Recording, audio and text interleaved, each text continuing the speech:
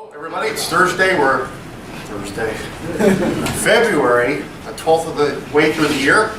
Welcome to our meeting. We've got a number of things, hopefully all fun and exciting, booked for you. We got a great presentation from Aries.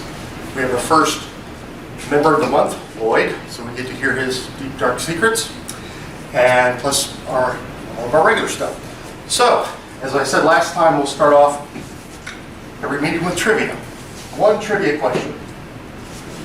Winner gets nothing but bragging rights. Which of the original manufacturers of radios, go back to the 20s, 30s, 40s, are still producing radios, either directly or through licensing of the name?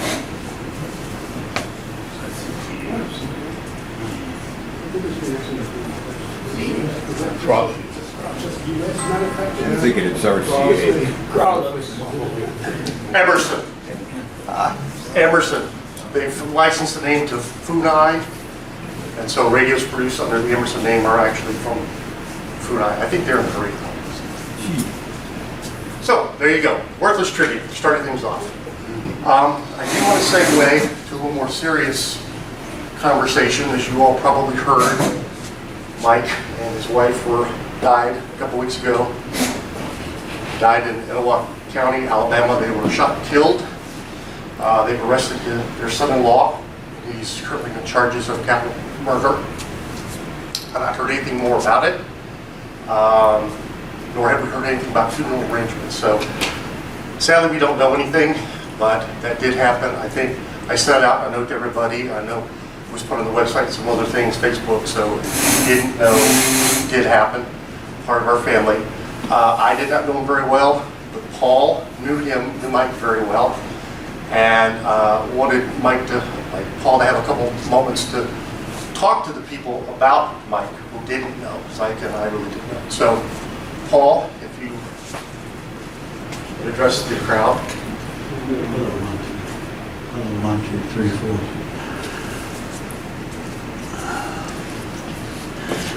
This is difficult. I met Mike as a result of this meeting, this club.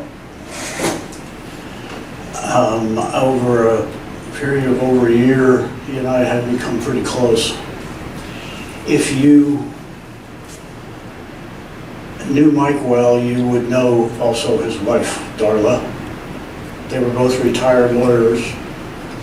He had formed, he was a football player for Georgia Tech. After he graduated, he decided he didn't want to spend his life in the NFL because he had already had a couple of concussions and his body was getting kicked around pretty good, and he decided that he didn't want to keep doing this. So he went to law school, and that's where he met Darla. And they eventually married. They had a family, 2 boys and 1 girl. I can just tell you a couple of things about Mike that he told me in the many hours we spent traveling back and forth to meetings in Kutztown and everything else. He was an attorney that got hired by insurance companies, and his specialty was arson. And he told me the story about a guy whose business wasn't doing well. The guy burned down the business and made a claim of arson, and he was able to sort it out, deny the claim, and the guy ended up in the slammer for a false report. That's the kind of work he did. He also was part of the Innocence Project in Michigan and was instrumental in getting some people who had been wrongly convicted of crimes to be retried and released. Every year they have a big party where they all get together out there, all the people that are released and all the attorneys that are involved in it. And of course this year he won't be there. Also, from a personal standpoint, Kathy, my daughter, got to be very friendly with Darla and got involved in her activities, a book club, and as a result, she got close to Darla and those people, and they developed relationships on that side of it. So for us, both Mike and Darla's passing together under these circumstances is still virtually incomprehensible. We've lost a tremendous contributor and two of the most wonderful people I've ever known. This is a terrible tragedy, and it reminds us, though, that here we are all together. It reminds us why we're here, because of common interest and because of the fact that we are developing relationships. And something like this is a terrible way to remind us how valuable these relationships are. So I ask you to just think about all this and our time together. The reason we get together, the reason we're here, is to share an interest and get to know other people and learn about a lot of stuff that otherwise we'd never encounter. So I will say I did send a card on behalf of SARS to the family, and to the extent that I can get any further information, I'm in contact with her, with their son in Atlanta, and I'm not going to bother him. I've had an exchange with him, and I said, whenever you need any help from me or you got any information you can share, let me know.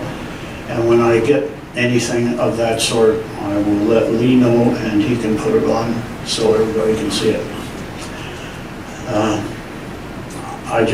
It's going to take us a long time before we get over this, I'm going to tell you.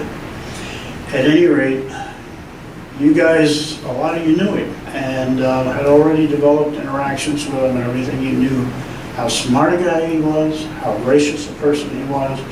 And for people of real means, they were both retired lawyers. He was retired 8 years and she 4 from a firm in Atlanta. You would never know it dealing with them. They were just like anybody, just like regular people. And they were the most gracious and most wonderful people that anybody would ever want to know. Thank you. Thank you, Paul. Very well said. As I said, I didn't know him very well, but the energy, a couple times I saw him, he was all over the place. He was great. So, and Paul's right. We come here and we look at fancy radios and we wire stuff, but it's the camaraderie that at the end of the day is the big win. So thank you again, Paul. And yes, Paul took care of sending a nice sympathy card to the family. And as soon as he hears more, you'll all know more. All right, so we need to go back a little more positive. Here's the agenda for this month.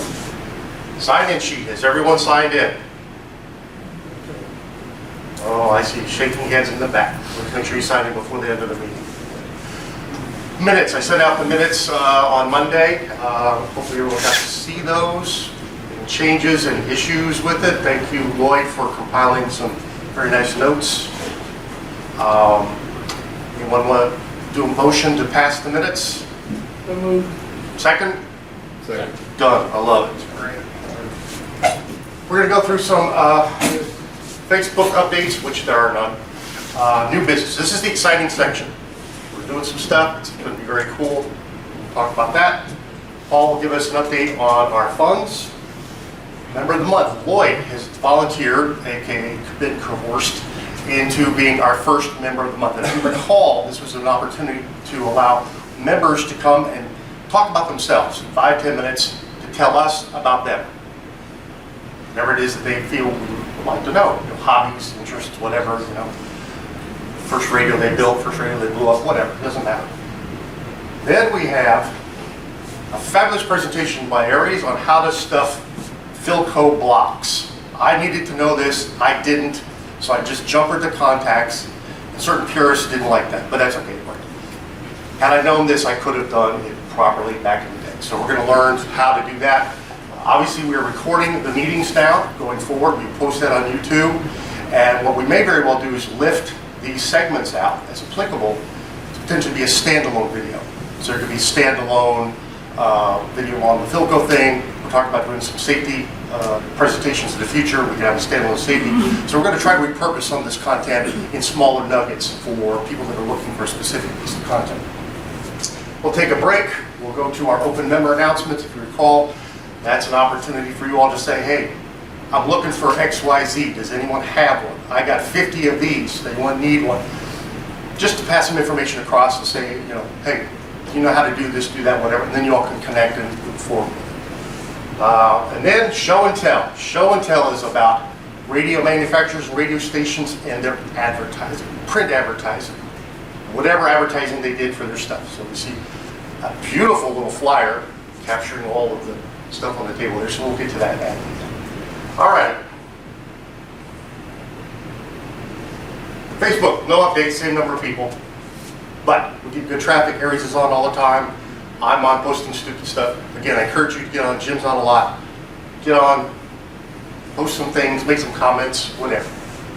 Still have the same number of members. All right, moving and grooving. I have created a Google Drive. If you're familiar with that, it's also similar to Microsoft's OneDrive. The club now has its own drive that we can store documents on. Some things, like videos, live in the YouTube world. Some things, like Facebook, live in the Facebook world. But we have documents that don't live anywhere. Paul's PowerPoint from Microsoft, that has to have a home. So I've created a Google Drive, SARS Google Drive, that these documents will live in, and then we'll link from there to wherever we need to link them to. The beauty is it's not living on my computer, because if I get hit by a truck or I win the lottery, either way, I'm out of here, and I don't want you all to be posed by that. So we have a storage for stuff that doesn't have storage in places that have predetermined storage. YouTube channel. You've all heard about that, seen about that. I'm going to go over here and click the button. All of our videos that we're doing now are getting posted out there. Let's see if this cooperates.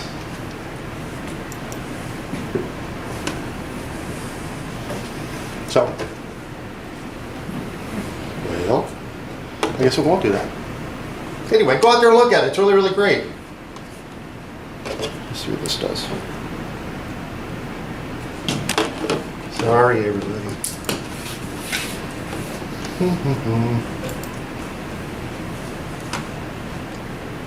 So much for rehearsals, right? You've seen all these. All right, just bear with me.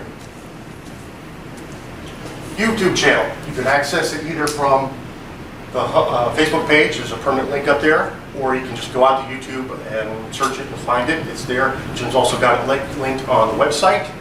And so this is where we're going to store, imagine this much bigger, we're going to store our videos.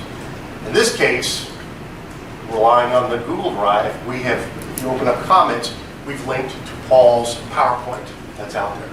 So after this meeting and we post the video, we're going to have some handouts. We'll also link that. So all of the handouts, all of the additional content related to these meetings that are in tangible form will live out there and you'll be able to get to that. The other thing that we've created is this meeting content calendar. Since this is not behaving, I can't show you, but we have a calendar. It's a simple spreadsheet, Excel spreadsheet, also lives in the Google Drive, that literally shows you the whole month at a glance. The month, the day of the meeting, who are the presenters, what are the show and tell themes, when Paul's reports are, who's the member of the month, etc. So if you click this, there's two steps, unfortunately. If you go to Facebook or the website, click this, then there's another link you have to click, and it'll open up. You'll see the spreadsheet pop up. It's an easy way to see everything that's going on. We'll still advise people things a month in advance, but this allows a full year snapshot. And we update it as we get new presenters or whatever. So I use it just to, I can't remember, right? So it's a good, easy way to see what's happening over past a month. 2, 3, 4, 5 months down the line. So we got that going on. New business cards. We've had business cards in the past. We decided to revamp them. The look kind of matches all of our other look. Tells the advantages of being in the club. Backside allows you to customize it.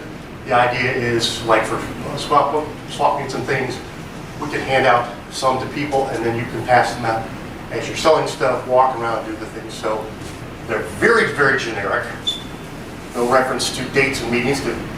Dwight told me that meetings used to be on a different day. So no dates, no locations, no nothing. Super, super, super generic. This again makes something available for you all to use, help spread the word, and matches the cosmetic look of all the stuff that we do. Last point, admin needed. I'm currently the admin for Facebook and YouTube. Jim's the admin for the website. Again, truck, lottery, there are no more admins. I'm looking for one, potentially two, but one volunteer to also be an admin. You really don't have to do anything. It just gives you the power to delete people, if you're into that. But it's a backup for me, but for some reason, I'm incapacitated. Somebody else can then also be an admin. Again, zero work. So if anyone is interested in being an admin, talk to me. I think the website has a different configuration, so you'll have to talk to Jim how that works. But if you're interested in being an admin, let me know. I'll show you what to do, which is nothing, and I'll put your name on the list. That's where we stand. Any questions on that? Yeah, I have a real quick one. More of a comment though, or an observation. I would really like to clean up that Tech Talk page. It's gotten just out of hand. There's a gazillion documents there, and of course they're all posted directly on the website.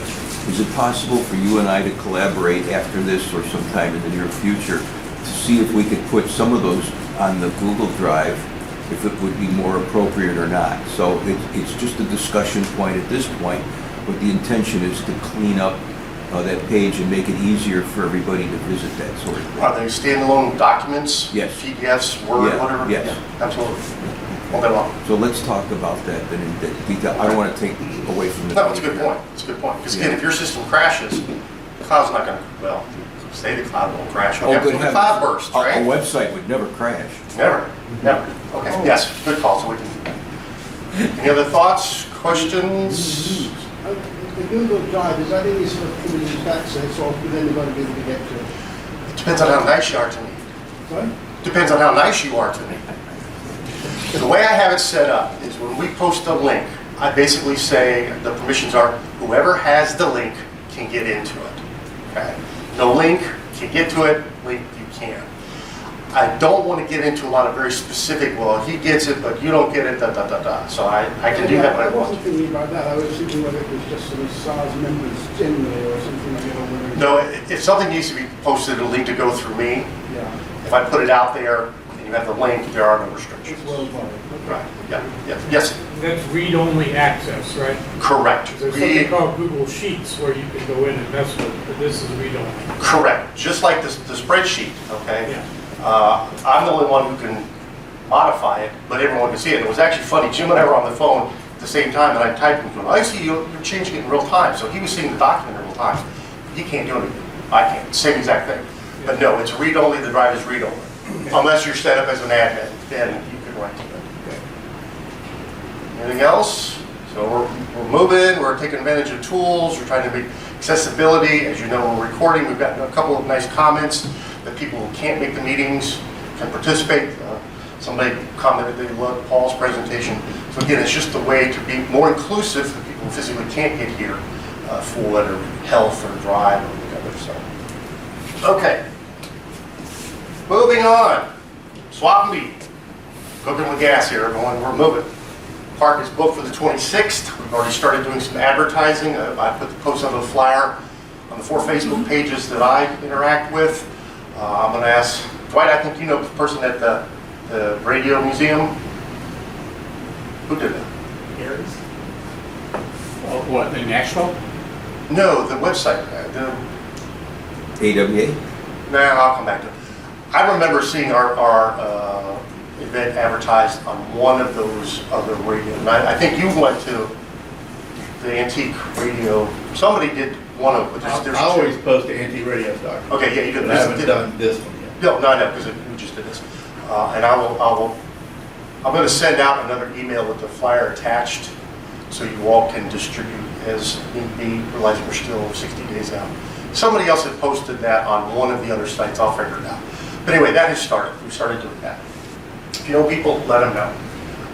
We had Jacob doing a presentation there at the event on General Electric audio and sort of the birth of audio reproduction. That's going to be very, very exciting. I'm looking forward to that. We've also promoted him in our advertising, so he's got his picture and everything. He blessed it.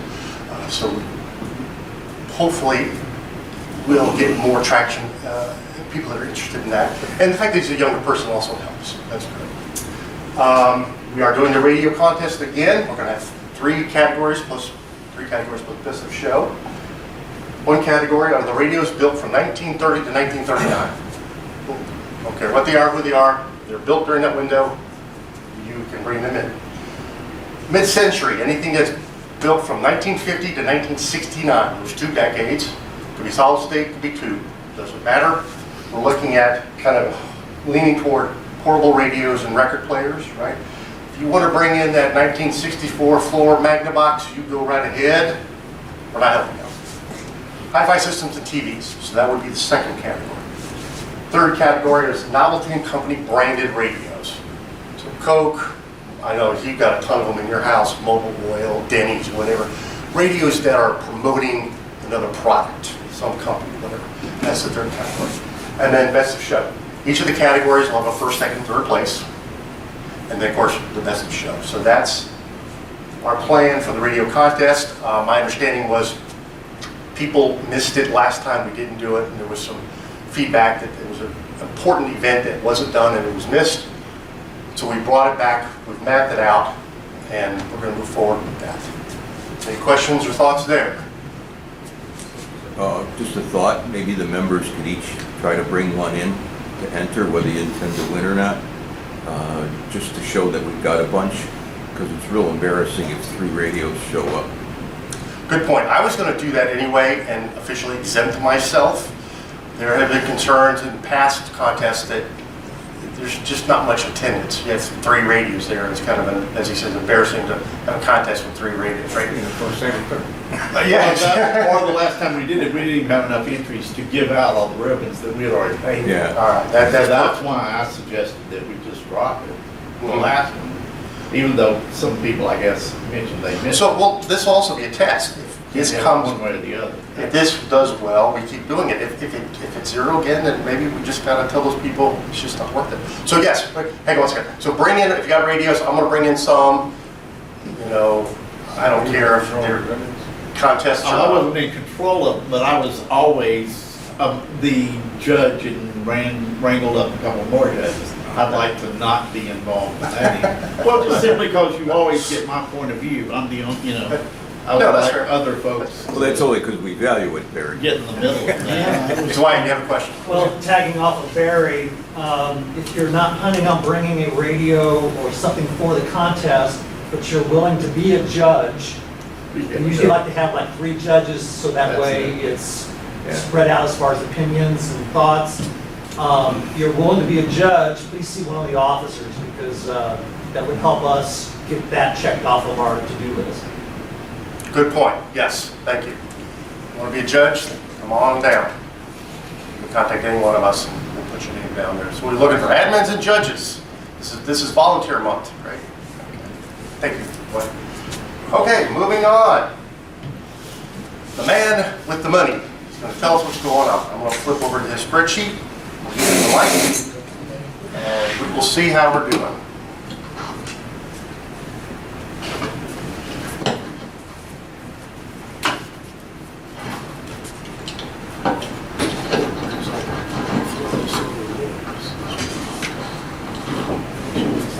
Lights?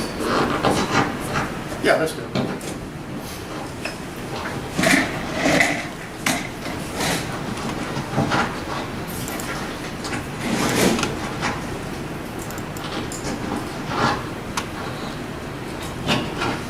I have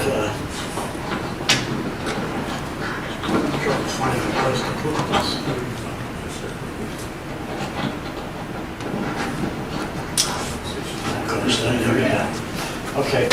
I've got some copies, paper copies of the report for those people who are interested. There's nothing really new here, just some, for anybody who wants to have a copy of this, you're welcome to it. If not, that's okay. It's actually pretty straightforward. The last report was in November up to the results in October. This is, of course, this is February, but this is the report as of the end of January. We are very close to having as much money as we've ever had. And two of the reasons are these radio sales that Dwight and others were involved in, and the sale of that audio equipment that Jacob bought, as well as 3 very valuable 6SN7 tubes. So if we can keep doing stuff like that, we're doing pretty well. So at the end, if you have a copy of this, you can see this tally on this spreadsheet, which was developed by Holland, that I've continued. Of course, he set it up so that the fiscal year ended in March, but that was because we always had the swap meet in March, and he wanted to nail it that way. So even though we changed it to April, I'm going to leave it the way it is. So you'll see it roll back into April again the next time. Anyway, that is the look at our finances. We're in good shape. Probably a lot of you know about the so-called line, but probably some of the newer people don't. And they look at this little black thing under there and all these wires going to it, and what do I do with this? And some people, like Lee said, they just put their capacitors on the outside of it, and yeah, not a purist, but you know, we'll forgive them in that. So they're really kind of easy to do once you've done one. And this is how I sat down and said, okay, how do I do it? And then this is how I've ended up doing it. And I make my own diagrams of what's wired to it. And that, because I find sometimes it's hard to trace, especially on some of the larger chassis where you've got a lot of wiring in there, and the color coding is gone because everything's the same color now. And that, so I'll do that. I'll look at it. I'll unsolder the leads after I make my diagram, unsolder everything in that, and take it out. They're only held in by one screw, and you take that out, and the block will come right out. And at that point there, I'll wearing work gloves and a heat gun. I'll heat it up, and basically you don't have to get it so the tar drips in that. Just soften it up, and then I use a small little utility knife thing, and I'll pop out the tars in pieces, and it'll come out. And before you know it, you'll see the 2 little capacitors or 1 capacitor in there. They'll pop out easily too. And that I clean it with WD-40. Does a great job of dissolving the tar and getting it out of there, so it is nice and clean. And then you're ready to put stuff the new capacitors. But now, what do you put in there? So if you go and you look in the Philco library on the Philco forum site, you'll find in their library the form of what that number, on the side of the number, on the side of the capacitor thing will be a number. It might be something like a 3903 DG. And so you would look at this chart, and it'll tell you whether there's 1 capacitor in there, 2 capacitors in there, whether they're going to ground, whether they're not going to ground, one side of them. Some of them even have a resistor in there, a capacitor and a resistor in there. And the resistor will be in the form, it'll be like a little envelope, and it'll just be wire that's just kind of coiled up, and that's a resistor. So it's like, you know, that's kind of strange.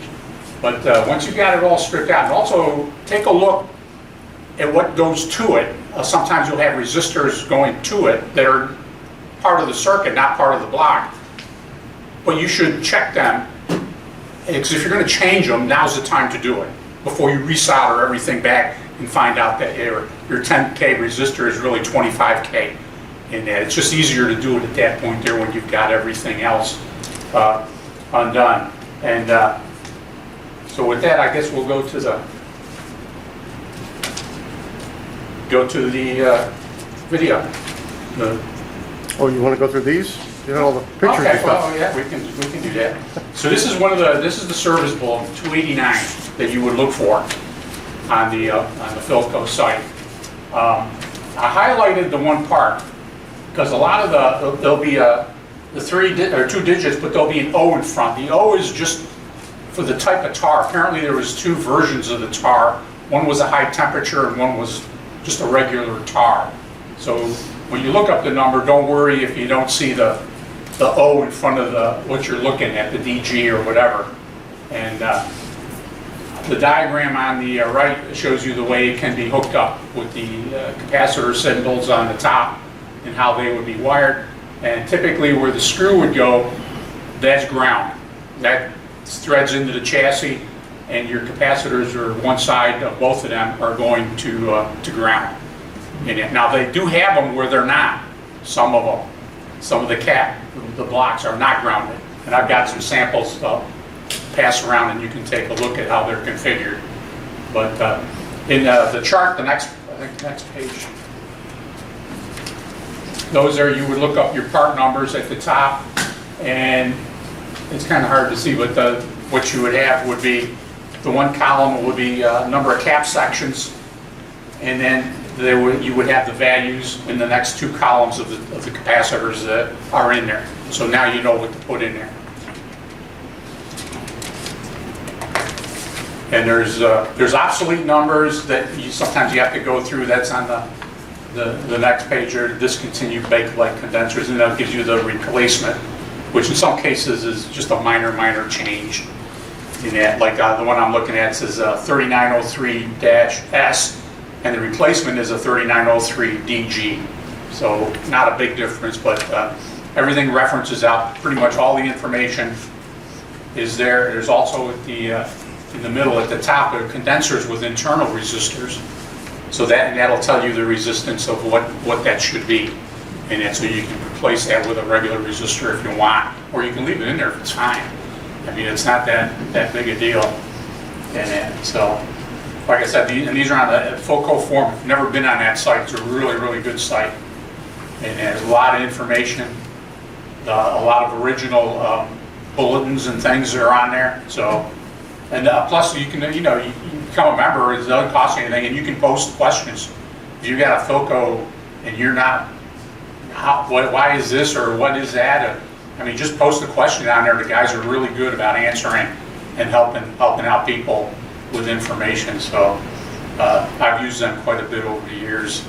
Like, why is this? Why is that going there like that? But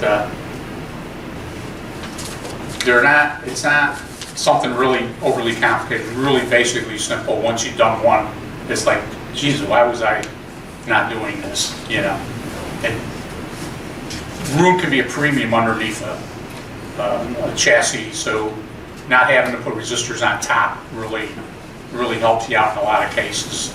And Yeah, I hate it when people jump them out. yeah, That's me. and especially since it's so simple to just. And I even make it simpler. Instead of unsoldering them, I just take this 1/4 screw out and the star washer underneath, make sure I save it, I'm gonna put it back, and I twist it over, and I dig them out. I dig them out without even heating them. Yeah, I guess you I could. dig them out of there. In some cases you can. In some cases you can't. Their wiring is not long. In some cases. Yeah, But most of the time, you can twist them over. yeah. And then just dig them out and make sure you get that small wire out of there. And then you can go through the original holes and solder them on the top. Yeah. And boom, you're done. I just like to take them out because I can I'm clean into them high up. production. I don't want to take a lot of time. And some of these chassis can have like 3, 4, or 5 of these things Oh, and then buried the in there. cans, the worst one, the Yeah. big cans. Yeah. The They metal can- cans, yeah. but I put new wires out of the cans. Yeah. I've broken before. But there's one of my chassis. Oh, you'll break some of the. So that one there is, you can see the two brown lines, that's an incoming line. Yeah. So that's like a bypass capacitor in that, and so, Roger, you still use that book I gave you? Oh, yeah, all the time. Works pretty good, don't Yeah. it? I need to make copies of that. and give Yeah, it- that's got bigger print in it than I need to that. make copies of that, and give it to people if they want it. but that's basically, you'll find that a lot on the incoming lines. And And the words. you just go by the number and you'll see what's in there. Yeah, but that's easy to twist that one. Yeah, that's what it looks like you take them out. And don't forget, don't lose that little star washer, it really helps in that. It needs to be there to hold it tight to the chassis, because that is your ground. That bolt, you can see the ring comes down to your first set of contacts, so that's your ground. Yeah.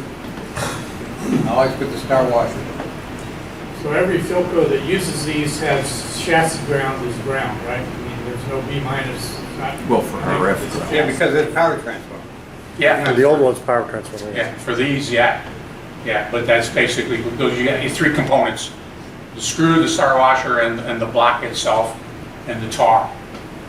That's a little hard to see, but that's, about half the tar is taken out. And the capacitors are in there, you can, that's basically what's in there, you can pass that around. Yeah, If you've never, bigger than I thought. I missed the point. How did you heat up the case hot enough to get the tar to run out? I'm coming to that. Oh. Yep. But that's what they look like. They're just like, almost like two little tiny cigarettes. Well, some of them are like square, I mean, rectangular. Most of them. Yeah, that's one with, okay, she's all cleaned out. Now, after I've chipped out all of them, got them all, I use WD-40. I just put a little bit on a rag or paper towel or whatever. I'll have it with like a forceps type. I'll just wet it and just run it around. It dissolves the tar in no time. I mean, it really does a fabulous job in cleaning it out. Aries, how long does it take you to clean them out like that? I mean, from- The whole thing is maybe 10 minutes. Really, that Yeah, quick? yeah, it just does a great job. And while I got it out, I'll clean off all the solder that you see on there and that, so it's all cleaned off. And like I said, I like to also on your center ones, as you see 3 tabs. That's where the capacitor is tied to. So I like, as long as I'm unsoldering everything, I like to do them too, because it's easier when you pull the caps out from the inside. A lot of times the whole thing will come out with the wires still attached. Otherwise, you've got to put it in a vise, get your soldering iron, and then pull those off and clean them off. And that's what it'll look like when you've stuffed your 2 new capacitors in there. There's plenty of room. If it was like the bypass and you wanted to use your X and Y type capacitors for safety capacitors, plenty of room to put them in there. If you're close to the holes, you can also sleeve one end of it if you want, if you feel more comfortable doing that, just putting a little piece of sleeving on there. But usually there's a ton of room inside there. So, and then I'll solder those on your points in that. So basically they're in now. It's a matter of reinstalling it and then hooking up your wires back up to it. Aries, you filling back up at all? No, no point. I don't see the point in it yet. So with the newer capacitors, the synthetic materials, you don't have to worry about any of that stuff.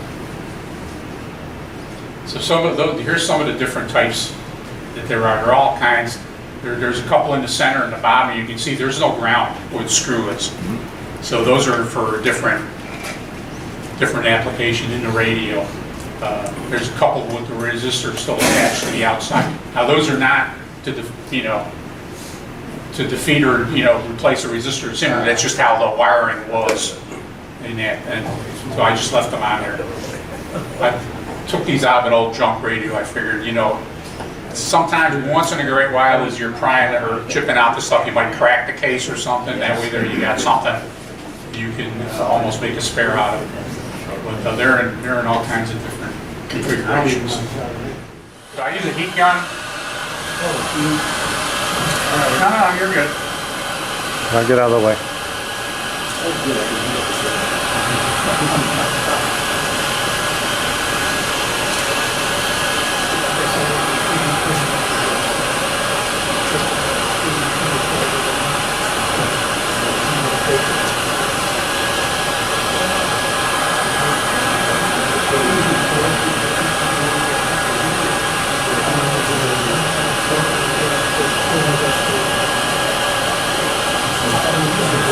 So the tar is holding the top on as well? Is the tar holding the top of the cap on as well? What do you mean the top? There is no top, it's all one piece.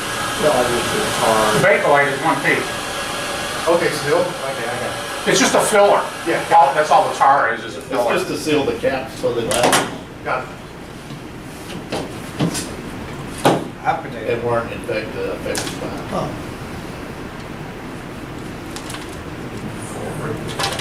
The sharp end of a soldering tool works great to this part right here, instead of a razor blade. So as you can see the caps already inside there. It needs to be a block type rather than a round type. Also, be careful if the tar gets on the floor and you step on it, Yeah. and then you walk on your light colored carpet at home. Your wife will kill you. So there's, as opposed to the other one which were round, these are kind of oblong.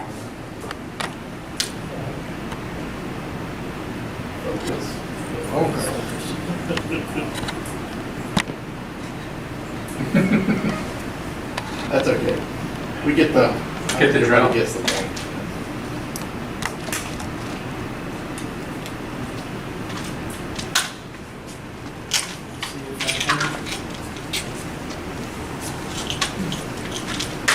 So basically now it's pretty much empty.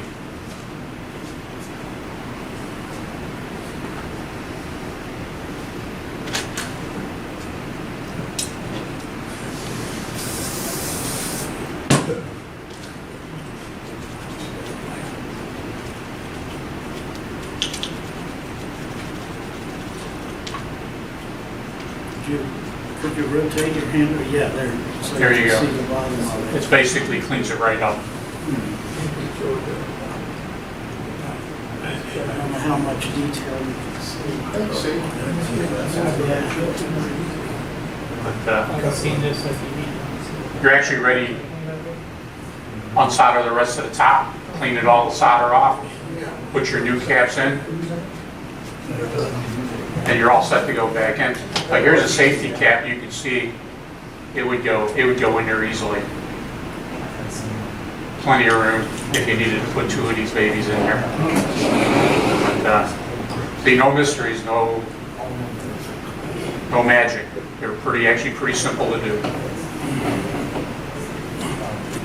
So this one is on the AC input? No, I don't know what this one is from. I just picked it out of the. If it was on the AC input, you would want the safety kit. Yeah.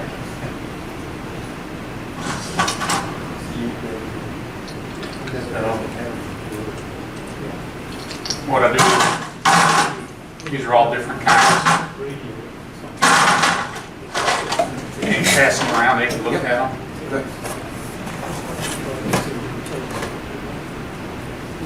Yeah, you can throw these in there too.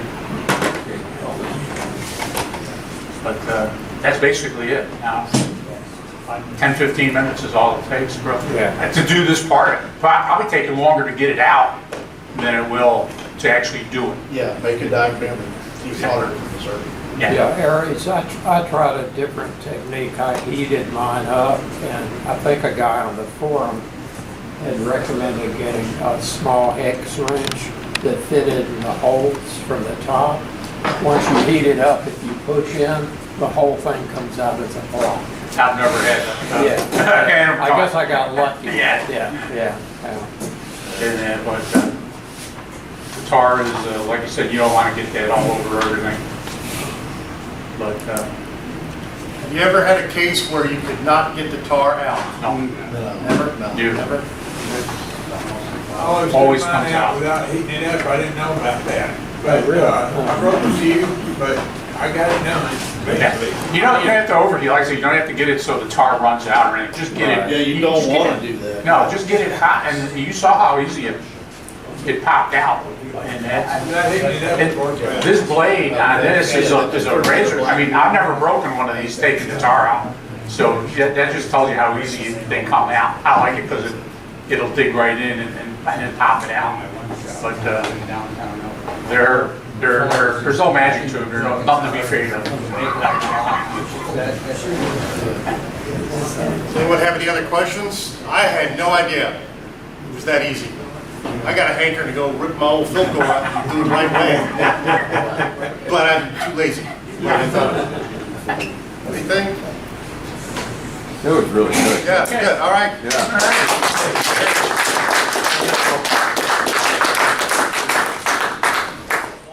All right. Yeah, there you go. All right, first up.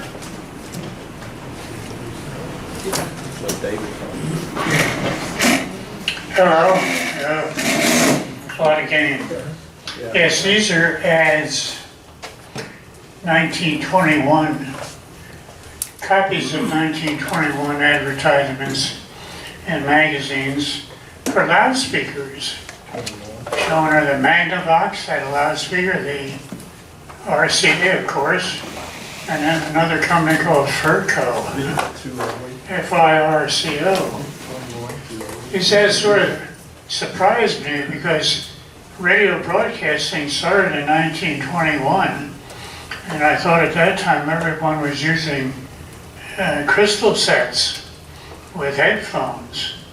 But apparently the market blossomed and loudspeakers were available at that time. Pretty expensive. I think one loudspeaker, what the Magnavox is $50. Imagine paying $50 for a loudspeaker in 1921. Any questions?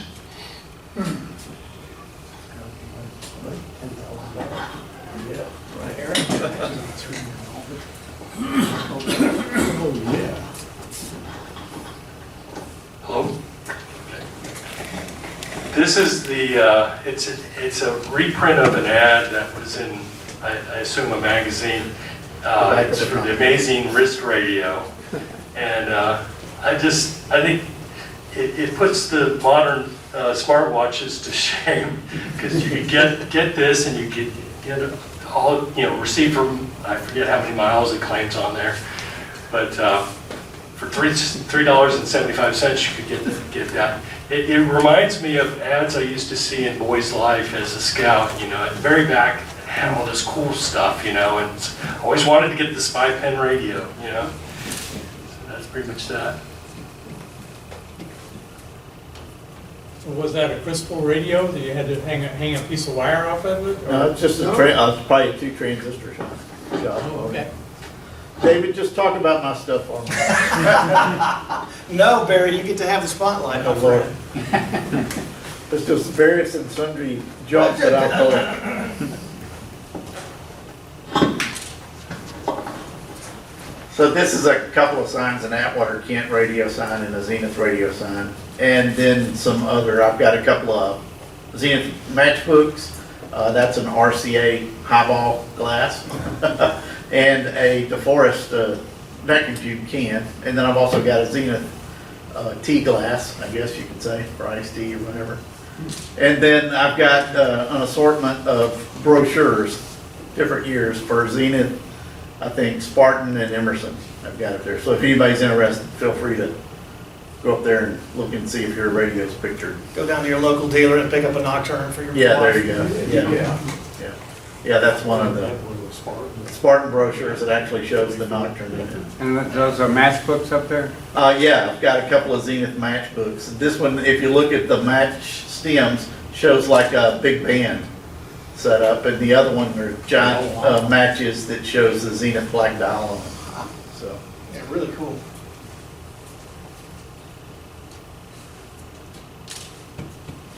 and that's it. Definitely have to come over and look at this more closely. Yeah, it's just a big giant brochure, I mean, like a freebie giveaway thing. Maybe we can light a match, huh? Dealers get. Yeah, The fact that it's unused. wasn't destroyed. It's a miracle in itself, isn't it? All right, Dwight?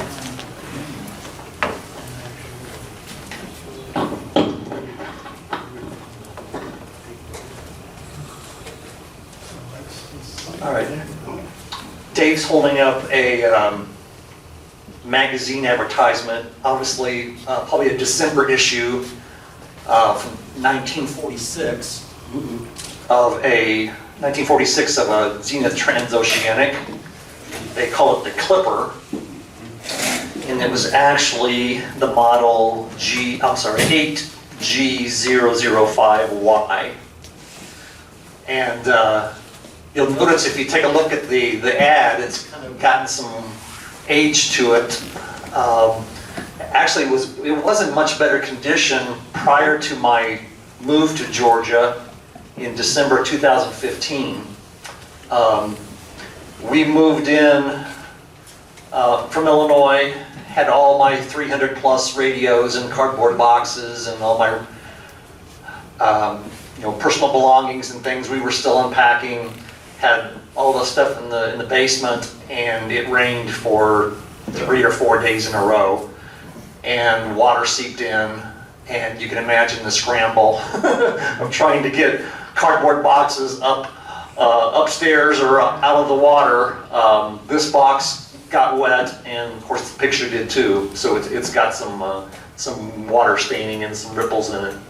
So I'll probably remember that flood event more so than getting the ad and getting it mounted, but thought I'd bring it in to share. Thank you, sir. You're next. Oh, I'm next. All right, I've got two different types of propaganda there. One is a series of photographs, take photographs, yeah. I have print ads for magazines on my wall as well, but I couldn't get them down. So there's two from the Saturday Evening Post, 1931, of the Philco that I have, the 90 Lowboy, which is what is being passed around right now. So those are original from the year that the radio was produced. I collect them for all my radios, and then when I sell them, I give them as part of the package, just because I don't need them when the radio's going, right? But the 90 was the first radio I ever did, and I still use it. It still has the best sound of all the radios I've got to this day. And the other two are also, one's from National Geographic, one is from the Literary Review, whatever that means. And so one is my Atwater Kent that I just got. And then the other one, actually I think that's fine. The Atwater Kent, 1925, that's from the Literary Review, 1925 issue. And then the other one is the Bomber. I have a Bomber radio, so that's from National Geographic, 1942, I think it is, of the Bomber radio. I've got those up on the wall. I just didn't want to take them down because it would have been a challenge. Then I have 3 sets of matchbooks. One is the RCA, and I got it because it shows nipper on the coffin to the best extent that we've ever seen it. And so it's got the old lightning bolt RCA logo on it, so whatever, I don't know what year that was produced. But there's nipper on the coffin, as we talked about in our contest in December. If it's true or not, still no one knows. I've also got the big matchbook, which I'd never seen before. It's from a radio station in Hawaii, KPOA. That's from the 40s. KPOA is actually still on the air, but I think they've gone through various iterations. It used to be, they were based in Honolulu, and then they had a second station in the island of Hawaii, so they covered the entire region. Over the years, again, bought and sold trade. So KPOA is now a little FM station on Maui. So they do exist. So I had the luxury of going there for vacation and listen to it, because I'm going to listen to, custom music of the island. So the station's still on the air, but that's a big, like the other one, a big radio ad. This is their programming, and kind of chuckle like, why would you even want to listen to some of that stuff? The other one is very interesting. For our ham friends, this is the ARRL matchbook. So apparently in the day when smoking was common, you go to W for a visit, and I guess they would hand out matchbooks. Now it's all t-shirts and coffee cups, right? But that was it. So that's my radio stuff. Very cool. Who brought the first edition radio handbook? Me. Did you pass it off to Roger? Yeah, I have to be real careful with it. It's pretty old. That's absolutely the first edition ARRL handbook. And what's interesting, I could go to that page eventually if we're interested in it, is they were experimenting with a rectifier tube. And it looks like a cyclops. And I think it's got mercury and stuff in it. Guaranteed. Because they couldn't figure out a rectifier at that time. They were experimenting with it. You know, most everything was battery operated at that time. What year was it published? 1926. 26? Yeah. Yeah. First. We had $10. But also, yeah, it's a very interesting book, but there, if you look through it, there's no other rectifier tube in there except for this cyclops looking thing. I'm not gonna open it up, it's too fragile. Yeah. But if you're a ham, you had one of these. Just I was not donated those that by a friend of mine in Chicago originally when I moved out of Chicago to here. And his father was the ham radio operator that bought it in 1926. His name is in the first page if you go to the first page. Very cool. And this one? And that is a price sheet for Philco. Now, what used to charge for replacing a capacitor, I think that about 26 cents Aries should have got for replacing that capacitor. A lot of money. A little more expensive today. It's really cool. Like, so this is what would hang in the serviceman shop? Yeah. They would charge these For prices for the repairs. rates. For doing different things. Was there a year on that? That's right. It's a reproduction, 1976, I do believe. It says PR 76 on the bottom of it. Yeah. Don't know. Condenser replacement, 460. $4.60. Dial drive mechanism replacement or repair, 260. The big buck items are $5.20 for an intermediate frequency amplifier replacement. Very cool. Well, my first job when I was a kid, I used to do service calls for $5.95. Then color TV came out, and our color TV service call was $9.95. Yeah. The most expensive repair on here is to replace the multi-section waveband switch. That's $10.95. Oh, wow. Yeah, that's a lot of work. If you've ever done one, you can understand why. That would be a couple hours. Crazy. All right, Ben. Would you pass it back to Ben?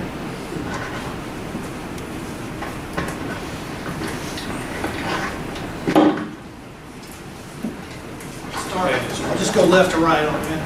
Okay, this is a print block for an advertisement for a Fried Eisenman radio. Fried Eisenman is part of the vast catalogue of radios I know nothing about. That's the only time. But it has no date on it. Well, I assume that the thing is contemporary because I can't imagine why anybody would want to make a repo of that. It refers to an 8-tube TRF. I looked on the radiomuseum.org and they produced a number of these things in the late 20s, so I guess the thing dates from the late 20s. So the tour bit of it, I think the tour actually, they made fancy cases. I looked to see if there was that sort of thing advertised anywhere, but I couldn't find any references. So there's a French cabinet designer, so presumably they Did you buy those from me, Ben? I'm sorry? Did you buy those from me? Possibly, I don't know. I used to own two like it. Oh, was it two of them? Oh, I have no radios. No, I've just got the... I'm talking about those blocks. Oh, the block. Yeah, did you... I may have got it from you. I don't know. I got it from somebody. Yeah, I think I owned those. Was it two of them? I've only got one. Did you have another one? No, I don't. You probably just bought one of them. Yeah, I had two. I couldn't afford both of them. I bought them at Charlotte. Use the microphone, man, so people can hear.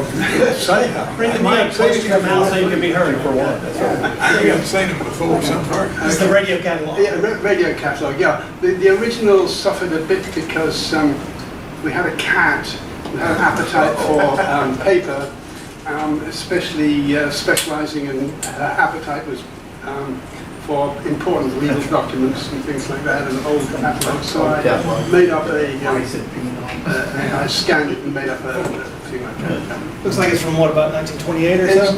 Yeah, I guess late 20s again, I would guess, you know. Yes, her peak of thing was to get locked into the downstairs bathroom with a paperback copy of Sir Gawain and the Green Knight for a whole day. And when I opened the door, it was just full of confetti. That's more about the cat. Here's all the 301s that you could want for $3.50. Yeah. Had a magnifying horn speaker for $33.60. You know, Wow, wasn't neat. I don't know if you're familiar, there's a website called Measuring Worth which compares all. The problem is that according to how you do the sums, you've got a huge range of the comparison of the price is not really very useful. And that's just a magazine thing from, I think, published by Mullard, because it's all to do with Mullard stuff from 1929. It has inside there is actually a circuit diagram of something you can make if you want to. A blueprint. If you can get the parts now. Is that a Norman Rockwell cover? Looks like it, but there's no signature on See, it. is it one of those ones that says no need to bend the wires in this format? Because when the wires are crossed over there, put a little bridge. Walk around, but it's got a blueprint inside for your building project. Yeah. Very cool. All right, Steve is next. Can you pass it back up, Steve? Mine's very simple. There's 2 books there to go to it says goes to a good home, but the good part is optional now. That's it. Anybody wants this? I've noticed a theme with Steve's show and tells that they almost never go home with him. Yeah. This is my clearinghouse here. This is where I get rid of The publisher's clearinghouse. Yeah. That's right. How to operate, maintain, and repair your VCR. Teaching you how to set the clock. I had a bunch of books here. That's right. Yeah. I had an engineering professor, genius, could not set the clock on his VCR. Could not do it. Probably 90% of clocks on VCRs were never set anyway. Yeah. Jim. Black piece of Jim. Okay, yes, oh, thank you. Okay. The color print one is taken from Collier's magazine, and I just bought them at antique shops. What surprised me was, first of all, that it's color print, which is fairly expensive for ads of the day, because it's 1930. And the other thing is you can listen to every kind of music, which is pretty amazing. Imagine that a radio could produce every kind of music. And so they have representations on there, I guess, from a guy playing a banjo to some martial music and opera, somewhat in between. The other one is a Philips radio advertisement, which when I retired, Mary found that, my wife Mary found that and mounted that in there because I was with Philips for 43 years, which not with their radio division, but I always wanted to own a Philips radio. So I had a colleague of mine's parents come over from Holland, and they bought an antique Philips radio and brought it to me and gave it to me as a gift. So I finally own an antique Philips from pre-war radio, which is a miracle in and of itself because radios were confiscated in Holland and all the occupied territories, right? So the punishment for owning a radio was you'd be taken out and shot. So somebody buried this radio in their attic or wherever. And then the other one is, that's pretty ordinary. Again, it's from Collier's 1930, but the one on the ground there, or on the table, is kind of funny because you have to agree with Marconi that radiola superheterodyne was approved by him. He's the inventor of radio, it says in the ad, so. And for how many years we always said, yeah, Marconi's the inventor of radio. Well, lots of people were the inventors of radio. And he was certainly not the first guy to send a radio wave. That the Phillips photograph, there were a number of Phillips and European ads for radios that were a little bit risque by American standards. That one is certainly. Even that one is. That is a That's- young lady on a rock. Yes. Yeah, you gotta come see it. It's really beautiful Art Deco artwork. Yeah, yeah. And the symbol for Phillips harkens back, and people today, and the people I work with had no idea. It's actually radio waves and stars. And so the radio waves showed that they produced radios very early on, and the stars was the lighting division because they were one of the earliest light manufacturers. Could you hand it back to John? Yes. It's okay, John. I'll get there eventually. These are a few of Tube system for a few of the signs that my brother had in his estate. These are just taken off of various people who had shops making radio repairs. The one in your left hand is metal, double-sided, and this one is some other composite material. And you can see all the scratches and the are all on the outside of the various basement shops and freestanding stores. The larger one, 1941 Westinghouse, that banner is in my brother's estate also.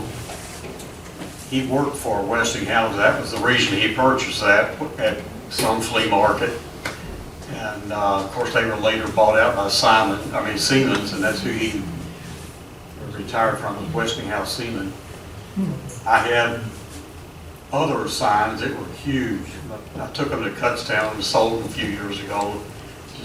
They were just too big to bring around and keep in the basement and the garage. And my wife said, well, when are you going to get rid of this stuff?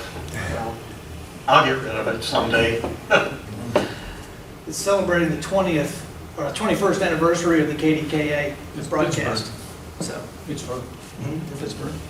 So it's pretty cool. And unless somebody sees something I missed, I think that's it for show and tell. Lee?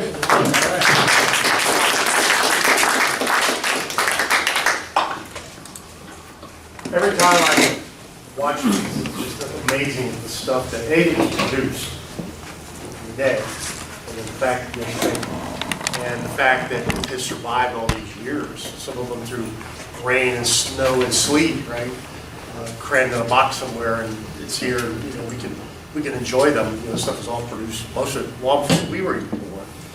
And I'm not going to try to show this up to my daughter, who goes, "Why are there light bulbs in that radio?"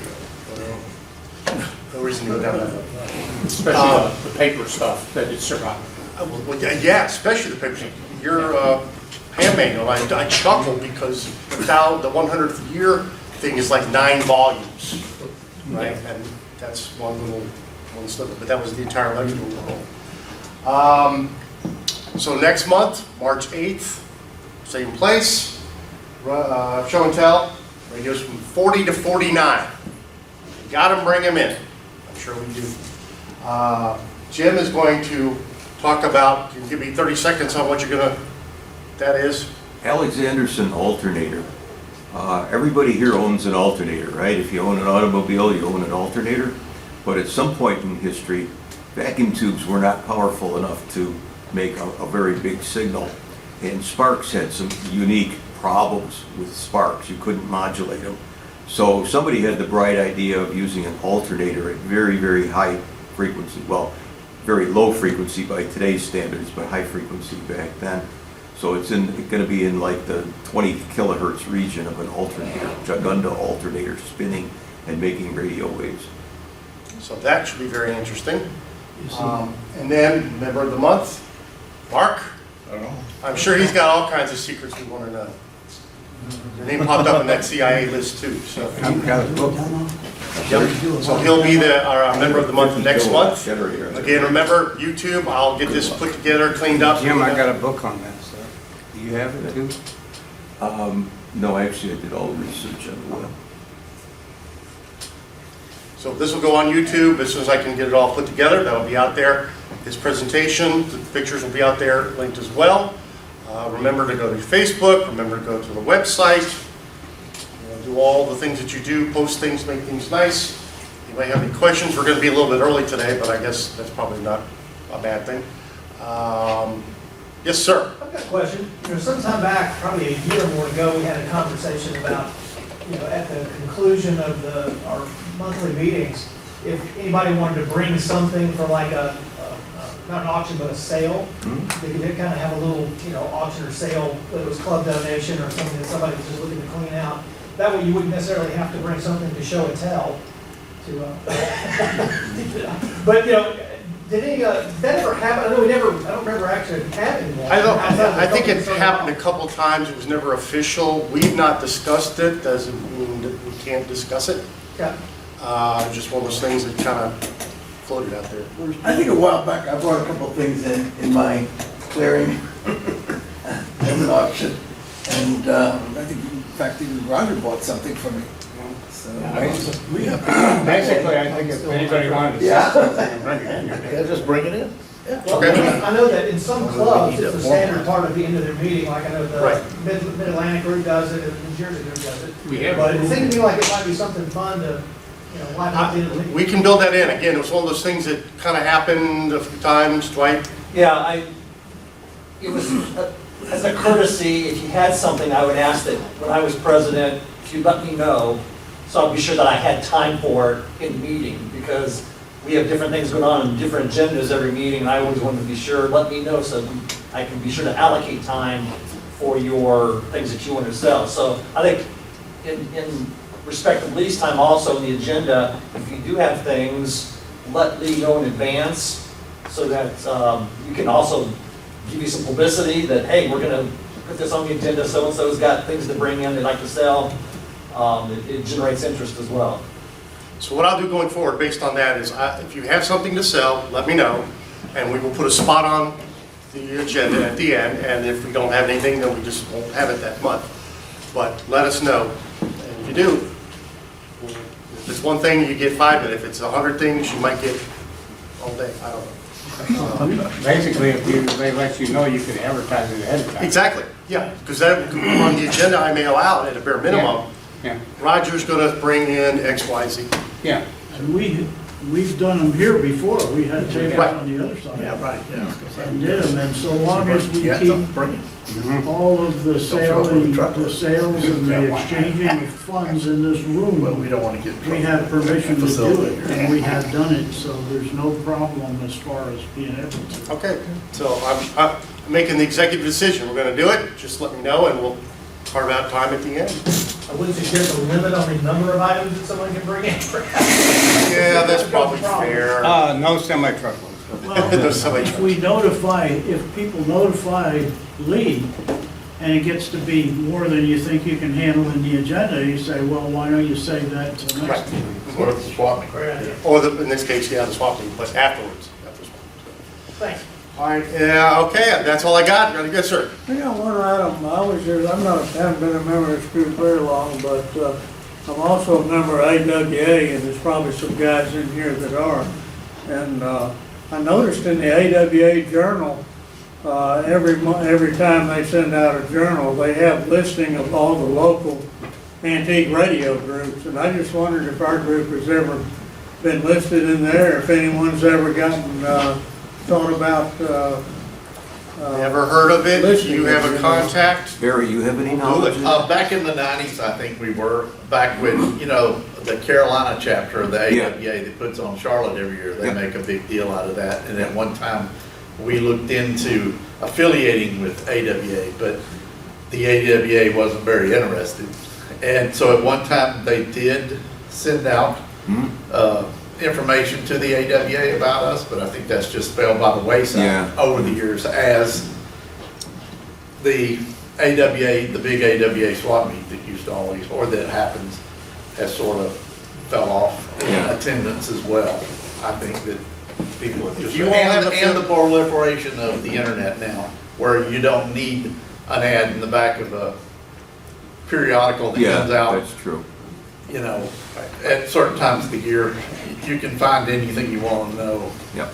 Well, these are not ads, they have a listing every month, every time they send out a. Well, that's what I'm saying. In other words, I think that there's not as much need or interest in anybody putting anything into a printed piece of material when most of everybody is looking at. So my stuff ask on the is, if internet. you all have connections and stuff that you're involved with, that we can potentially advertise our club, however the media, whatever the media, let me know, and we'll reach out to them. So I know what he's saying, if there's a list on his website. Yeah, there's certainly no, I mean, I don't see a problem with it. I mean, Yeah, just I don't let think me know, 'cause anybody I would never- object. I don't know just anything think about this that group. nobody has pursued it. I don't know if these other groups are actually affiliated with the AWA or not, but you know, they're different local radio, antique radio groups that are listed. They have a listing of them in there every time they have a journal that comes out. Yes, sir. Not too long ago, I saw, I don't know if it was on Antique Radio or one of the Facebook groups, somebody asked if there's somebody in a certain area that can work on a radio, and they had a link to a site, and I looked at it, and we were on it. That's good. Wasn't our website, was it? Yeah, sometimes I get emails from a webmaster, and, because if you go into SARS webmaster, it comes to me, and then I respond to people, and I normally give them, either I broadcast it out to the membership, or if necessary, I'll pick certain people that I think is go to. So it does happen. Okay. Yeah. So yeah, if you connected with anybody and think we could have our name out there, however they do it, let me know. Yeah, the club is listed on tons of places on the internet. It has been Yeah. for years. The MAARC up in the DC area, I'm not sure they have us listed there or not. And that's a bad one on me if they don't, because I go up there, and I will be up there again in June. So, anyway, I'll look after and see whether or not we can get ourselves Yes. listed on that. Next month is Charlotte, so I don't know how many guys, a lot of us go to that, so that might be a good place to hand out cards. Yeah, I'm gonna put the order in Monday. We'll have them in, if I go slow shipping a week, so I Yeah. Is anybody else going to Charlotte? Yes. Yeah. And a lot of the guys from the Mark group come down as well, so in a way it's we've done this before. We all get together and have a good time. What date did you say that was? For Charlotte? Charlotte? March 20, 21st, 22nd. Yeah. I think it's the 23rd to the 25th. No, it's the sorry. 20th, 21st, 22nd. March 20th. 20th through the 22nd. Okay, any other thoughts? Yeah. Yeah. All right, well, thank you all for coming. Remember, March 8th.